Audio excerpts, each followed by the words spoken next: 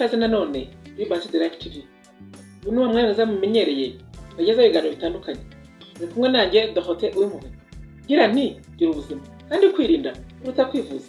Turakomeje mu byisho byacu byiza kandi nkomeza gushimira abantu mwese mukomeza kwana natwe, abantu mudukorera share, abantu mudukora subscribe, abantu mujya mugaragaza yuko ikigisho kibanyuze mugakora like, nukuri n'inkunga ikomeye mwa muduhaye. Tugiye kurera hamwe ubwoko bw'abagore ushobora kubana nabo cyangwa se n'uyu munsi muri kumwe bakaba ariyo mpamvu wumva rwose ibisazi byakwishe. Ubwo rero turifashisha igitabo cya Vivre Communiquer cyanditswe na Dr Nancy Van Pelt ndetse n'igitangazamakuru cya Jessica Owens. Hari ubushakashatsi nakozemo ngira ngo buri muntu wese abashe kumva.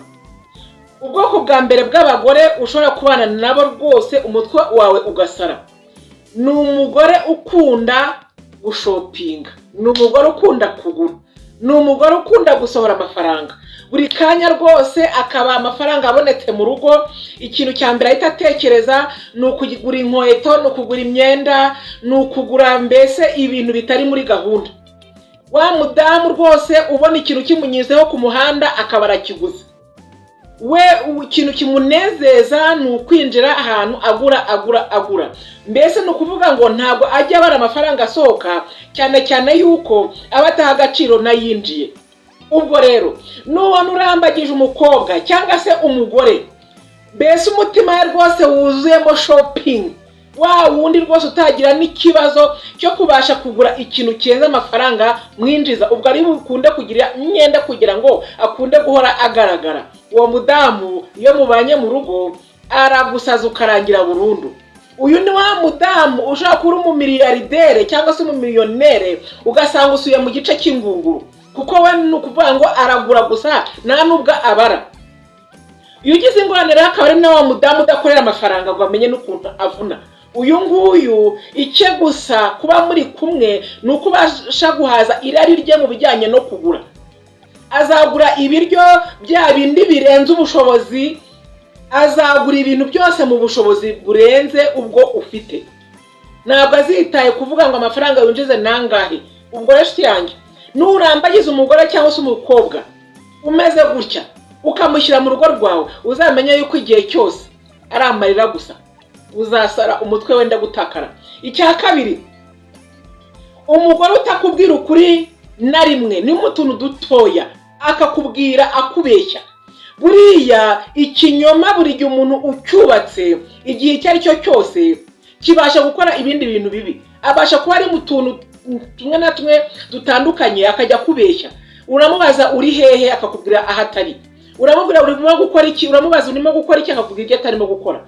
Uri kumwe nande akakubeshya. Buriya umudamu cyangwa umukobwa ukubeshya no mu kantu gatoya bivuze none mubana no mu rugo azajya kubeshya. Ni wa wundi ubasha no gukoresha amafaranga akubeshya icyo yamarishije, cyangwa se nimba amafaranga yasohotse akakubeshya icyo yamarishije kugira ngo ukunde ukomeze umuhandi, cyangwa akakubeshya ngo umuhe amafaranga agiye kuyakoresha ibintu bihabanye n'ibyo agiye gukora kugira ngo ukomeze umuhe amafaranga. Ndetse abagabo nk'aba ngabo buriya bakunda no kurira cyane iyo akubwiye nk'ikintu mbese akubeshya akabona nturimo kugufatika, ararira none impuhwe zikaza ugahita wumva ko ibyo bintu koko ari byo. Ubwo rero yangiye kwirinda biruta kwivuza. Menya neza umugore ugiye gushaka uwo ari we. Gatatu, umugore ukunda gukina n'abagabo. Iyo mvuze gukina n'amagabo si uko muri bari kumwe barimo kuvuga, ariko wa mugore uzabona buri kanya abarimo niyo bari kumwe gutya physically cyangwa se face to face bari kumwe, ni wa mugore uzabasoma ahantu hose ubafata ukuntu mbese bya bintu ubona ugahita utangira ugashidikanya. Unabimubajije arakubwira ati ni ibintu bisanzwe, ni ugukina gusa.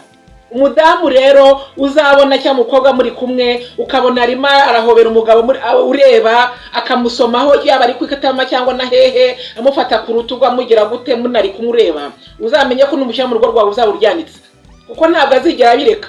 Umudamu ukunda guflirta n'abagabo burya ntabwo abireka, kandi ni wa wundi utanabicaho ngo bikunde.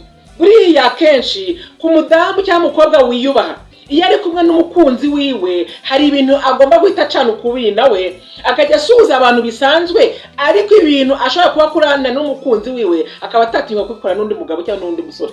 ubwo rero ubona ukunda kuba uri kumwe n'umukobwa cyangwa umudamu ukabona akundana n'abagabo cyangwa n'abasore benshi kandi none agahengera munari kumwe akabahobera kandi akaba abasoma ukunda ibintu mbese bya bintu nabyawe tumugira ifuha, menya neza yuko ni munabana azabikomeza.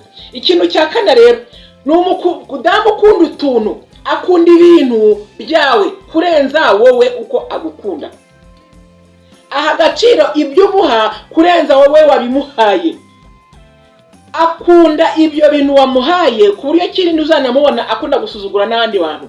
Niba ari umukobwa cyangwa se umudamu muri kumwe, ibintu wamuhaye nimba bidafite agaciro ntabwo abiha agaciro. Buriya kenshi umukobwa cyangwa umudamu wiyubaha ikintu cyose umuhaye, nubwo akaba ari akababi kavuye ku giti, ntabwo yita ku kababi umuhaye, ahubwo umutima ubikoranye. Ariko umukobwa cyangwa umudamu uzabona umuha ibintu ukabona arareba nabi cyangwa arapfuneye ku kuntu, bivuze ko atanejejwe n'ibyo wamuhaye, ubwo ngubwo menya neza ko n'umushyira mu rugo rwawe noneho uzarira kurushaho. Uyu ni wa mudamu ubasha kugurura umwenda akavuga ati uyu mwenda sinawurimbana rwose, akajya kuwukorana mu gikoni. Wamugurira igitenge kuko aribwo bushobozi ufite, ugasanga agiye kugicamo utuntu utamenya kuko yatakinezerewe. Buriya rero mu buzima busanzwe umugabo ugize umugisha cyangwa se umukunzi wakakuguha ikintu cyose, ugomba kucyakira kubw'uwo mutima. Ubwo rero umukobwa cyangwa umudamu uzabona akunda ibintu umuha kurenza wowe, arakazwa n'ibyo wamuhaye kuko atabinezerewe, kuko nta gaciro abona bifite, uzamenye ko n'umushyira mu rugo rwawe iteka ryose uzahora urira uzasara. Gatanu, ni wa mudamu ibyawe byose ni ibyanjye ariko ibyanjye si ibyawe. Ni ukuvuga ngo ni wa mudamu ibintu byose wowe utunze niyo muri kumwe mu rugo biba ari ibyanyu, ariko ibye bikaba ari ibye. Ntiwamukorera ku mafaranga, ntiwakorera ku biki, ntabwo umuriro uzabura ngo afite amafaranga azane mugura umuriro, ntabwo amazi azabura ngo mugura amazi, ntabwo ibiryo bizashira ngo yibwirize guhaha nk'umugore mu rugo, azagutegereza kugira ngo uzane amafaranga muhahe. Aye ayakoresha ibyo ashaka. Amafaranga yanyu mwembi, imitungo yanyu mwembi ni yanyu, ariko ibye ni byo wenyine. Uwo mudamu uzamucunga mu buzima bwa buri munsi niba muri kumwe, ugasanga ari wa muntu ukunda kuba ashaka ko ugira ibyo umuha gusa, we ibye adashaka kubikoraho, atanagutiza no kugufasha gatoya mu gihe ugize n'ikibazo. Menya neza ko uwo mudamu n'umugera mu rugo azagusaba, uhora agusaba mama ayagiye muri salo, niwo muha amafaranga yo kujya muri salo, niwo umwambika kandi urabizi neza ko afite amafaranga, niwo umugurira amavuta yo kwisiga, niwo umugurira airtime ya telefone, connection, ibintu byose uramugurira, afite amafaranga. Ndetse mbona no kubwira abasore, iyo umenyereje umuntu buriya ikintu runaka kukirekura biragoye. Ni ngombwa rero yuko abadamu n'abakobwa mwiga kugira gute kutaba umutwaro ku mugabo cyangwa ku mukunzi, kuko byanze bikunze iyo umenyereye neza ko umugabo abasha kuguha buri kimwe cyose, wowe ibyawe ukabikunya ku ruhande, no mu rugo uzabikomeza. Wewe bagabo, basore inshuti zanjye, kwirinda biruta kwivuza. Irinda umugore cyangwa umukobwa uzajya uhora akeneye ibyawe ibye kandi wowe utabasha kubikozaho n'umutwe w'intoki. Ikindi kintu cya gatandatu noneho rero, umugore ubuze umutekano aguhozaho inkeke. Hari abadamu bafite iyo mpano ku buryo ashaka kureba muri telefone buri kanya, areba abakobwa n'abagore nyine urimo kuvugana nabo, ese abagore nabahe, ese kubera iki muvugana, ese mwavuganye iki, ese mwari muri kumwe muri mu biki, ese mwari mwagiye he, ibintu nk'ibyo ngibyo. Uwo ni umugore ubuze umutekano.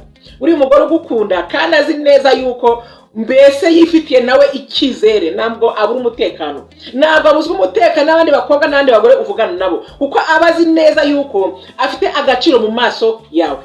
Umugore rero utiyizeye, umugore mbese wumva hari ikintu abandi bagore bamurusha, azakubuza amahoro, ajya ashaka gucunga agucungisha uruhindu mu byo ukora byose, ashaka kuba abirimo abivuyanga, akakubuza amahoro n'umutekano. Umugore rero mutana abana, ukabona akunda telefone yawe, akunda kukubaza, mbese n'umwinvestigators, akubaza buri kanya ibintu byose.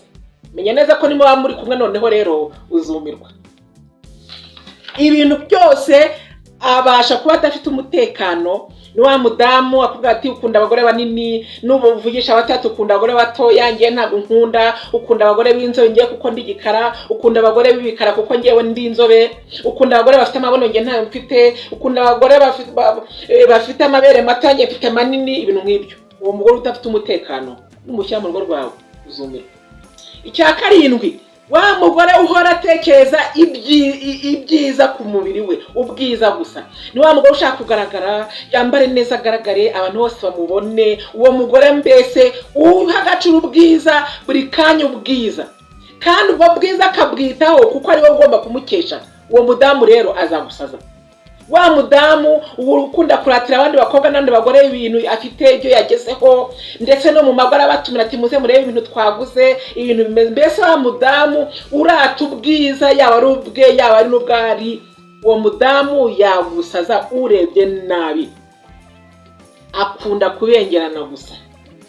Kandi rero inshuti zanjye muzabicunge neza, mujya mubibona neza yuko barimo gucukura toilette ahantu, kiriya cyobo hari ahantu bagera ko kwagiye kure ugakuramo igitaka kibengerana bita igishonyi, kibengerana rwose, ariko iyo kigeze hejuru gikozeho kiratumuka. Bivuze rero ngo uwo mukobwa ukunda gushashagirana cyane, igihe kiragirwa bwiza bwe bugatumuka ugasanga nta mumaro bukumariye na gahoro. Inshuti yanjye, kwirinda biruta kwivuza. Ikintu cya nyuma noneho rero, umukobwa cyangwa umudamu uzakunda ukamuha umutima wawe wose, ukamuha ibintu byawe byose, ariko igihe cyagera ukamubwira uti ndashaka ko tubana, akakubwira ngo ntabwo yiteguye. Inshuti yanjye, uzamwizere. Umugore ukubwiye ko atiteguye nta kintu utakoze, buriya nushyiraho n'imbaraga ukamuzana mu rugo rwawe, ni wa mugore uzakunywesha amazi, ni wa mugore uzakunywesha itabi utarinywaga, ni wa mugore uzakunywesha inzoga ukaba umusinzi gakushwa utajya unywa inzoga, kuko azagusaza nyine. Ntabwo yaje mu rugo rwawe agukunda cyangwa se agushaka. Umugore ugukunda akubahira ibyawe, akakubaha nawe ubwawe, agakunda ibyo umuhaye, akabishima, akanezerwa. Kandi uwo nguwo ni wa mugore n'ubundi yubwiye ko ushaka ko mubana, usa nkaho worosoye uwabyukaga, ariko umudamu nakubwira ati siniteguye. Inshuti yanjye, uzamwizere. Uriya koko ntabwo yiteguye, afite ibindi bintu arimo gukina hirya no hino wowe utazi. Ashobora kuba afite n'abandi bantu akunda, ariko numuzana uzamushyira mu rugo, noneho usange wirigurira buri munsi ugenda wivugisha mu muhanda wasaze byakuyobeye. Inshuti yanjye rero, kwinda biruta kwivuza. Ese hari ikindi kintu ushobora kumbwira kuri ubu bwoko bw'aba bagore washyira mu rugo bakagusaza? Nyandikira muri comments.